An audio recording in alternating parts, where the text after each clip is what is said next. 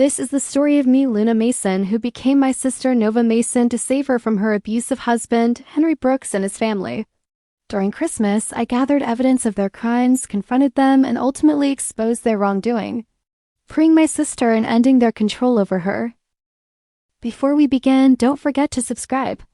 Get ready for real emotional and thrilling stories from Black adults that will keep you hooked till the end. My name is Luna Mason. Christmas had always meant light to me, warm offices glowing after sunset, families rushing home with wrapped gifts, and the comforting illusion that for a few days the world chose kindness over cruelty. As a criminal defense attorney, I rarely believed in illusions. Still, Christmas was the one time of year I allowed myself to breathe. That year, Christmas came to my office instead, and it didn't bring gifts. It brought fear. The door opened quietly, the way someone enters when they don't want to be seen.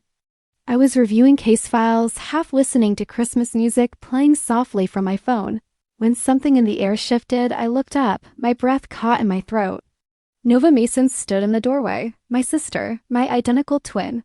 But she didn't look like Nova. Her lips were split, the skin dry and trembling. A dark bruise shadowed the skin beneath her eye, poorly hidden with makeup that had long since given up. Her hands shook so badly she had to press them together, as if holding herself in one piece. For a moment, neither of us spoke. Then she said it, the first sentence, the one that would change everything. "Please, don't call the police." Luna, I stood so fast my chair scraped loudly against the floor. I crossed the room, closed the door, and locked it. My heart was already racing, my mind automatically shifting into attorney mode, evidence, procedure, protection, but the sister in me was screaming. "Nova," I said softly, forcing calm into my voice. "Sit down. Tell me everything." She obeyed, but only her body moved. It was like her soul remained standing in the doorway, too afraid to come any closer. 3 years. That's how long she'd been married to Henry Brooks. 3 years of fear disguised as marriage. 3 years of silence dressed up as loyalty. To the outside world, Henry Brooks was a respectable businessman, polished smile, clean suits, generous Christmas donations. Inside his home, he was something else entirely, a warden, a controller, a man who knew exactly how to break someone without leaving marks that mattered, and he hadn't done it alone. There was Thomas Brooks, his father, powerful, influential, a man whose silence carried more weight than most people's threats. And then there was Jack Brooks, Henry's brother, always smiling, always watching. The kind of man whose friendliness felt rehearsed, like he was waiting for the right moment to stop pretending. "They all know," Nova whispered. "They all help him." Outside my office window, Christmas lights glowed across the street. Red, gold, white. People laughed as they passed by, carrying shopping bags and warm drinks, unaware that inside this room, something was dying. "They said if I talked," she continued, her voice barely audible, "they'd destroy you, your career, your life." That was the moment something inside me shifted. I had defended criminals for years. I had stood in courtrooms arguing that the law applied even to people no one wanted to protect. But as I looked at my sister, my mirror, my other half, I realized something terrifyingly clear. The law alone would not save her. Nova looked at me then, really looked at me, her eyes searching my face like she was standing at the edge of a cliff. "If you were me," she asked, "what would you do?" I didn't answer, because in that silence, a dangerous idea was already taking shape. I thought about how identical we were. Same face, same voice, same posture. I thought about Henry's control, his routines, his blind confidence. I thought about Christmas, the distractions, the chaos, the way people lowered their guard. And for the first time in my career, I understood that justice doesn't always begin in a courtroom. Sometimes it begins with becoming someone else. I reached for Nova's trembling hands and held them tight. "You're safe here," I said. "I promise." Outside, Christmas bells rang. Inside, I made a decision that no lawyer should ever make and no sister could ever refuse. Asterisk, I am a lawyer, not the kind who believes justice magically appears when the truth is spoken, but the kind who understands how the system really works, how laws bend quietly in the hands of powerful families, and how silence can be bought, delayed, or buried under paperwork. The Brooks family had a spotless public image, holiday donations, business awards, friendly Christmas cards sent to judges, bankers, and city officials, but clean names often hide the dirtiest secrets. Christmas break had already begun.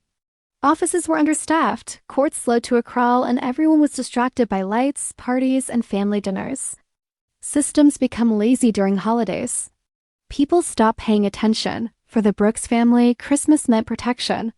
For me, it meant opportunity. Nova stayed at my apartment that night.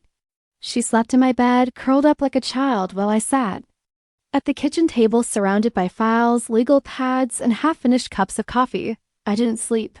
I couldn't. Every time I closed my eyes, I saw the bruise under her eye. I reviewed everything I knew: Henry's business structure, Thomas Brooks' influence, Jack's past records that never quite led anywhere.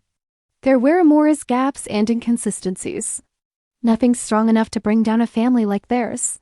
Not yet. The truth was simple and terrifying. If Nova reported them now, the system would chew her up and spit her out. By morning, I had reached a conclusion that made my hands shake. I sat across from Nova as the sun rose, pale winter light filling the room. "If you want to be free," I told her carefully, "you're going to have to disappear for a while." She stared at me, confused. "Disappear? How?" I took a breath. "You leave, no contact, no trace, and I take your place." The words hung between us like shattered glass. We were identical, not just similar, identical. Same face, same voice, same mannerisms. Growing up, teachers confused us, friends mixed us up, and strangers never knew who was who. What once felt like a coincidence now felt like a weapon. "No," Nova whispered. "That's dangerous." "Yes," I agreed. "It is." This wasn't revenge. I wasn't driven by rage or impulse. This was a strategy, slow, controlled, and calculated. A legal war fought from inside enemy territory. I would go back to the Brooks house as Nova. I would observe, record, document. I would let them expose themselves. I spent the next days preparing, what practiced, her walk, her tone, her nervous habits. The way she hesitated before speaking to Henry. The way she lowered her eyes around Thomas. I memorized everything, every scar, every bruise, every silent rule of that house. I trained physically too. Boxing at dawn, strength at night. Not to fight, but to endure. At the same time, I quietly moved my legal pieces. Anonymous tips, background checks, financial records flagged for later review. I didn't pull triggers, I loaded them. Christmas music played everywhere. Stores were crowded. People smiled at me on the street, unaware that I was planning something that could end my career or worse. The night before I left, Nova packed a small bag. She was shaking again. "What if they know?" she asked. "They won't," I said. "They're too confident. Men like Henry never believe the woman they control is capable of deception." She reached for my hands. "If something happens to you, nothing will." I interrupted gently. "Because I won't let it." As I walked out of my apartment the next morning, dressed as my sister, I caught my reflection in the hallway mirror. For the first time, I didn't see Luna Mason, I saw Nova, and I understood the weight she had carried for 3 years. This wasn't a rescue mission. It was infiltration. I wasn't going back to survive. I was going back to dismantle them piece by piece, wrapped in the quiet disguise of a Christmas return. And once the gift was opened, there would be no going back. The Brooks house looked like something out of a Christmas Gate-a-Lo. White lights lined the roof. A massive wreath hung on the front door. Inside, garlands wrapped around the staircase, and a perfectly decorated tree stood in the living room, covered in ornaments that probably cost more than my monthly rent. It was beautiful, and it was suffocating. The moment I stepped inside, I felt the silence that wasn't peaceful, the kind that watches you. Christmas music played softly from hidden speakers, but it couldn't mask the tension woven into the walls. Henry Brooks was the first to see me. For a split second, his smile froze. It was subtle, almost invisible, but I caught it. His eyes scanned my face, searching for something he couldn't quite name. Doubt flickered there just for a moment before confidence slid back into place like armor. "You're back," he said, pulling me into a hug that felt more like a grip. "You should have called." "I didn't want to disturb anyone," I replied softly, lowering my eyes the way Nova had taught me. Inside, my heart pounded.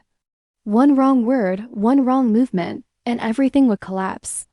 Thomas Brooks sat in his chair near the fireplace. Hands folded, watching us, he didn't smile. He didn't greet me. He simply observed like a judge who already knew the verdict. His silence was heavier than Henry's presence. Then there was Jack Brooks. He leaned casually against the wall, arms crossed, his lips curved into an easy smile that never reached his eyes.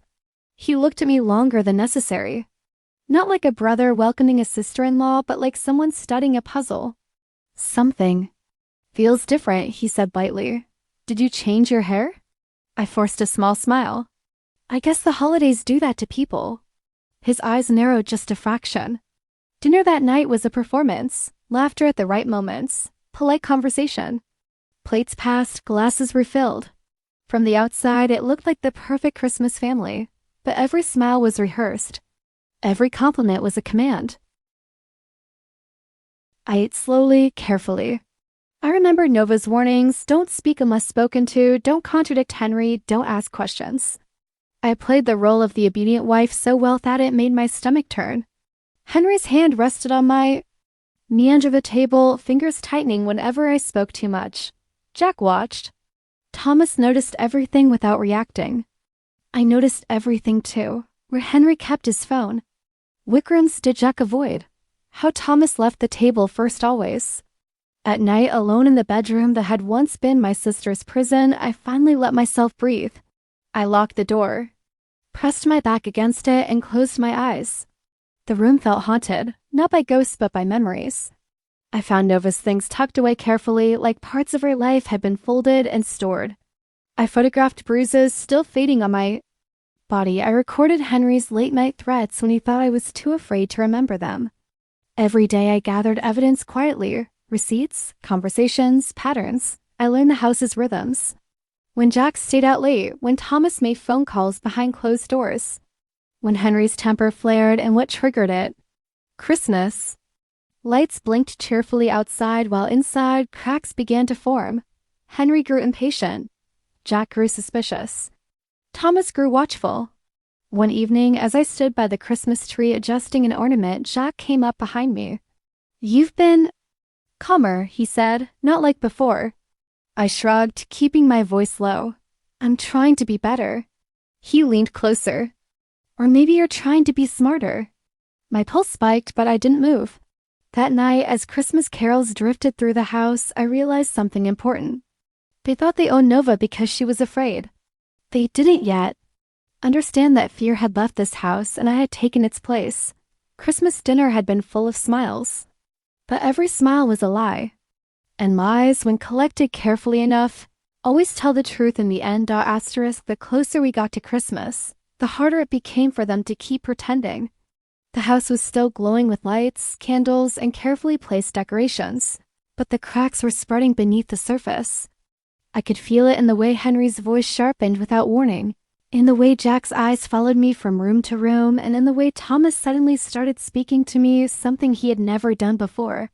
Henry's temper no longer hid behind polite smiles. Small things set him off. A plate was passed too loudly. A pause before answering a question. A look he decided meant defiance. Each outburst was brief, controlled just enough to avoid attention, but I saw the pattern clearly. Control slipping always reveals the truth. Jack, on the other hand, said very little. He observed. Every movement I made, every word I chose, he stored away like data.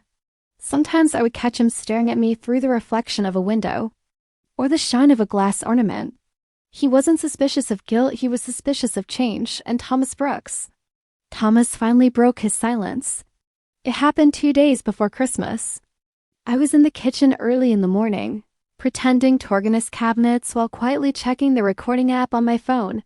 Thomas entered without a sound. I felt his presence before I heard him. "You're different," he said calmly. I froze, then turned slowly. Different how?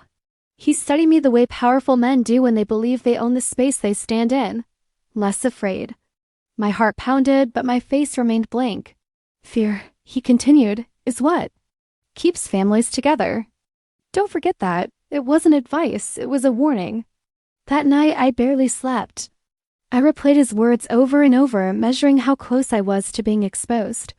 But fear no longer controlled me, and that, I realized, was exactly what unsettled them. Christmas Eve arrived wrapped in false warmth. The house buzzed with activity. Gifts stacked beneath the tree, laughter practiced and ready. Henry played the perfect host, greeting guests and neighbors with charm. Jack smiled easily, too easily. Thomas watched from the background, calculating. As midnight approached and the guests left, the real atmosphere returned. We gathered around the tree to open gifts, family only.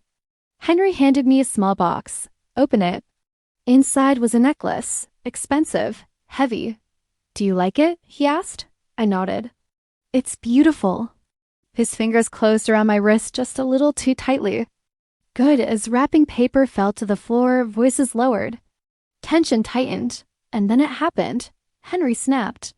I don't even remember what triggered it. Maybe the way I hesitated before speaking. Maybe the way Jack smirked. Maybe the lie he was tired of maintaining. His voice rose. Accusations flew. Control shattered. And that was the moment. My phone was already recording. Hidden in my sleeve, it captured everything: his words, his threats, the way Jack tried to calm him while quietly encouraging the anger, the way Thomas didn't intervene at all. I stood there, silent, heart racing, knowing this was the evidence I needed. When Henry finally stormed out of the room, the house fell quiet again. Jack looked at me then, really looked. Something dark passed between us. Recognition, maybe?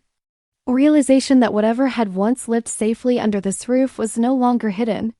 Later that night, alone in the bedroom, I listened to the recording through headphones. Every word was clear, every threat is mystical. I knew then without doubt that this family was collapsing from the inside. The Christmas tree still stood tall in the living room, lights blinking gently, ornaments reflecting warmth that didn't exist. Beneath it weren't just gifts. There were crimes, threats, years of silence. And now proof. As I lay in the dark, listening to the house breathe around me, I understood one final truth. They thought Christmas protected them. But Christmas had given me exactly what I needed to destroy them. Their guard down, their masks slipping, and their lies recorded forever. Asterisk, I had always known this moment would come. You can fool systems. You can fool abusers drunk on power. But you can't fool someone who watches instead of acting. Jack Brooks was that man. He stopped me in the hallway late one evening, just as Christmas carols drifted softly through the probably house. The lights were dimmed, the decorations glowing faintly, shadows stretching along the walls. Everyone else was asleep or pretending to be. Jack wasn't. Come here, he said quietly. It wasn't a request. He led me into the small sitting room near the back of the house, the one with no cameras, no decorations, no warmth. He closed the door behind us. For a second, neither of us spoke. Then he smiled, slowly, carefully. You're not Nova, he said. My heart slammed against my ribs, but my face didn't change. I don't know what you're talking about, I replied calmly. He stepped closer. I grew up with her. I know how she breathes when she's scared. I know how she looks at the floor when she lies. And I know she never looks people in the eye. His gaze locked onto mine. You do. The room felt smaller. The carols outside sounded distant, almost unreal. You're here for something, he continued. You didn't come back to fix your marriage. You came to break something. I didn't step back. I couldn't. If I showed fear now, everything was over. Instead, I tilted my head slightly and said, Is that what scares you? His smile faltered for the first time. I stepped closer, just enough to shift the balance. You watch everyone in this house, I said quietly. You know exactly what Henry is. You know what your father allows. And yet you stay. Jack's jaw tightened. So tell me, I went on, which part makes you angrier? That I'm not Nova, or that someone finally isn't afraid of you?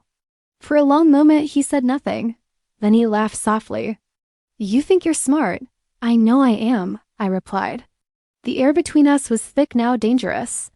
This wasn't a confrontation that could be won with strength. It had to be won with psychology. You think exposing us will save her? He said. It won't.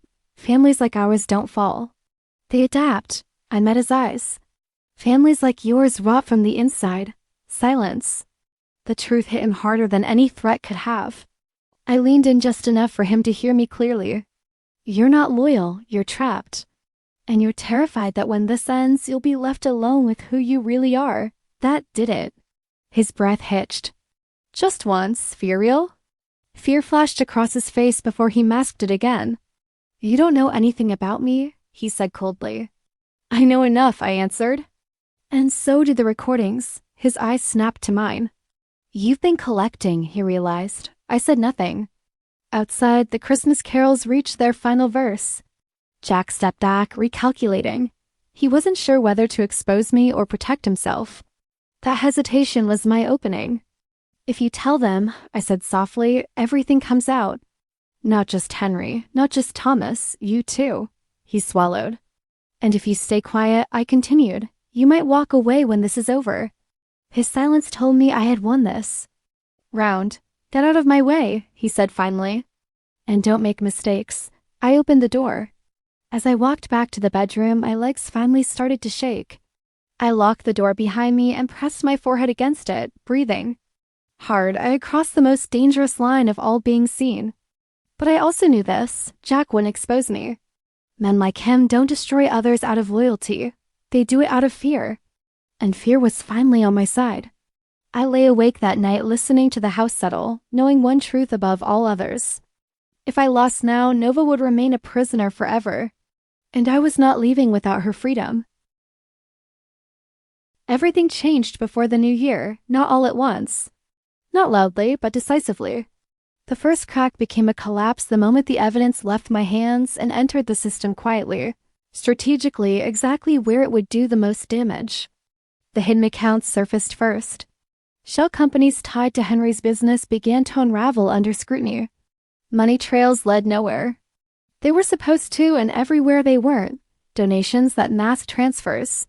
Payroll inconsistencies. Payments were made to silence people who had long learned that speaking cost more than staying quiet. But this time they weren't. Alone, the violence reports followed. Not just Nova's, others, former employees, former partners. Women whose names never made headlines because fear kept them invisible. One by one, they came forward not loudly, not dramatically, but firmly. Statements filed, records matched. Patterns confirmed. The truth didn't shout, it stacked. Henry sensed it before the rest of them did. His confidence was shaken overnight. He paced the house like a trapped animal, voice raised, temper explosive. He accused everyone Jack, Thomas, even me. The control he relied on was slipping, and without it, he had nothing. The arrest came quietly. No dramatic sirens. No public spectacle. Just a knock at the door early one morning while Christmas lights still blinked on the porch like a cruel joke. Henry didn't fight, he froze. Handcuffs closed around his wrists, and for the first time I saw it in his eyes. Not rage, not arrogance, but disbelief. Men like him never expect consequences. They mistake silence for permission. Thomas Brooks tried to intervene. Phone calls were made. Favors were requested. Names were dropped. But power only works when it's untouchable, and Thomas. Power was suddenly exposed for what it really was, empty. The board distanced itself. Donors withdrew. Friends disappeared. His silence, once terrifying, now meant nothing. He sat in his chair, staring at the fireplace as if warmth alone could protect him. It couldn't, Jack Brooks ran. The moment Henry was taken, Jack vanished. But fear makes people careless. He was caught before sunset, trying to cross state lines with a bag packed too quickly and a story that didn't hold. When they brought him in, he didn't look angry. He looked relieved. The house emptied fast after that. Rooms once filled with control felt hollow. Decorations remained trees, wreaths, lights, but the power they once symbolized was gone. Christmas lights still glowed, but now they illuminated truth instead of lies. I stepped outside for the first time without fear. And then I saw her. Nova. She stood in the courtroom hallway days later, shoulders straight, hands steady. She wasn't hiding anymore. She wasn't shrinking herself to survive. She was free. When our eyes met, she smiled not the careful smile she had learned to use, but a real one. The kind that comes from knowing the worst is over. I felt something break open in my chest. All the risk, all the silence. All the nights I wondered if I'd gone too far. It had been worth it. As Henry was led past us in cuffs, he didn't look at Nova. He couldn't, because for the first time she wasn't afraid and he had no power without it. Outside, snow began to fall softly. Christmas lights still decorated the streets. People rushed by with plans and laughter, unaware that just behind closed doors an empire built on fear had fallen. I took Nova's hand. "You're safe," I said, and this time it wasn't a promise, it was a fact. The Brooks family's name would never mean what it once did. Their control was gone, their silence broken, their lies exposed. And as the year ended, I understood something deeply. Justice doesn't always arrive wrapped in law books and court orders. Sometimes it comes quietly just before the new year, and it changes everything. I took my identity back quietly. No announcements, no relief-filled celebration. Just a moment alone in my apartment, standing in front of the mirror saying my name out loud. Luna Mason. For weeks, I had answered to another name, worn another life, breathed inside someone else's. Fear. Now, as I looked at my reflection, I realized something unsettling. I was Luna again, but I wasn't the same woman who had opened her office door that December afternoon. That version of me believed the law was enough. This one knew better. Nova moved into a small place across town. She chose it herself. The first night there, she slept with the lights off, not because she was afraid, but because she could. Freedom changes even the smallest habits.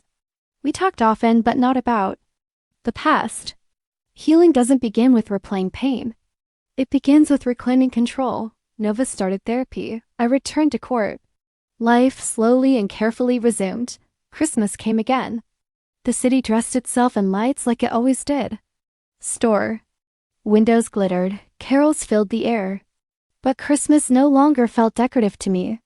It felt honest. I passed my old office building one evening and remembered the night everything changed, the fear in Nova's eyes, the weight of the decision I made without saying it out loud. Silence had almost destroyed her. That truth stays with me now. Silence gives power to abusers. Silence protects systems built on fear. Silence looks harmless until it kills something quietly. I speak differently now. In court, I listen more closely. I question more deeply. I no longer assume the truth will rise on its own. Justice, I've learned, needs witnesses. Sometimes it needs risk. Nova joined me for Christmas dinner that year. No crowds, no pressure. Just us, a simple tree, and a meal we cooked together. She really laughed when the food burned slightly. I realized I had never heard that sound before. At midnight, she hugged me and whispered, "You gave me my life back." I shook my head. "You took it back. I just stood beside you." Outside, snow fell gently. Somewhere, bells rang. And for the first time, Christmas felt like more than a season. It felt like a promise. I sometimes get asked by colleagues, by friends, by people who hear fragments of the story if I would do it again. If I were to risk my career, my freedom, my safety. I don't hesitate, yes, because justice isn't always clean. Because courage doesn't always look legal. Because some battles can't be won from a distance. I think of Nova standing in that courtroom and afraid. I think of the Christmas lights still blinking on the Brooks house as it emptied. I think of the silence that broke when truth finally spoke. And I know, for my sister Nova, I would do it again. Every Christmas.